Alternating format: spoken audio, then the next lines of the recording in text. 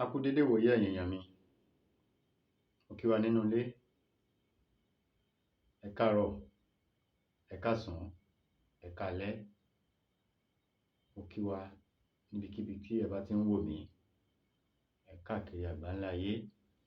Ojú tẹ́ fi ń wò mí, ojú náà ò ní fọ́. Etí tẹ́ fi ń gbọ́ mi náà, etí náà ò ní di. Orúkọ mi ni Dr. Hafiz Abolade. Ẹ jọ̀wọ́ ẹ gbìyànjú láti subscribe sórí channel wa yìí. Ọwọ́ yín ò ní kan ìsàlẹ̀ àpò. Ibi tẹ́ ti mọ owó tẹ́ fi mọ fi subscribe sórí channel yìí. Ọlọ́run ní fi wọ́n yín. Ọlọ́run ní fi wọ́n yín. Àbòsí ni tolókun, àbòsí ni tọlọ́ṣà. Nǹkan tí mo mú wá fún wa lénìí, òun náà ni àgbo fún ìdákọ́lẹ̀. Àgbo ìdákọ́lẹ̀ fún àwa ọkùnrin tí a lè ṣe déédéé lọ́dọ̀ ìyàwó wa. Òògùn ẹ̀ náà ni mo mú wá fún wa lénìí. Kí la lọ wá? Ẹ jẹ́ ká lọ wá ọ̀pọ̀n òyìnbó dúdú tá a mọ̀ sí pineapple àti bàrà ìbílẹ̀. Bàrà, torí bàrà pé oríṣiríṣi. Àwọn bàrà kan wà tí ò kí ń korò tó jẹ́ ẹ̀gúsí àwọn Egede ni àwọn Igbo. Bàrà tiwantiwa ti ìbílẹ̀ òun ní kẹ́ jẹ́ kí a get. Ẹ jẹ́ ká lọ wá. Ẹ jẹ́ ká wá ẹ̀pà kún. Ẹ jẹ́ ká sè é ní àgbo. Bàrà yẹn ká gé bàrà yẹn kéékèèké. Ṣó ti yé yín? Ká kó sínú pọ́ọ̀tù tí a fi ń ṣe àgbo. Ìyẹn ìkòkò tá a fi ń ṣe àgbo. A lè lo pọ́ọ̀tù.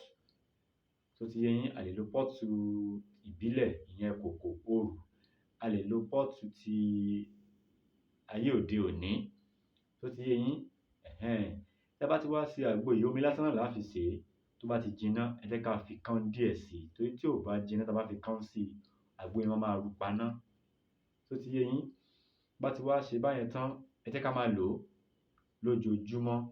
Tọ́ḿbìlà, kọ́ọ̀pù tó wà lórí ṣìnáàpù, òun ni ká máa fi lò ó ní ojoojúmọ́. Ẹ̀ẹ̀kan lójúmọ́ òun ni ká máa lò ó. Tí a bá ti wá lo àgbo yìí tán bí ọ̀sẹ̀ méjì, ẹ jẹ́ ká wá ọ̀gẹ̀dẹ̀ àgbagbà dúdú. Ẹ jẹ́ ká bó èpo ẹ̀. Ẹ má jẹ́ ká gé o. Ká má gé, àní gé. Ká bó èpo ẹ̀ kó wà lódidi.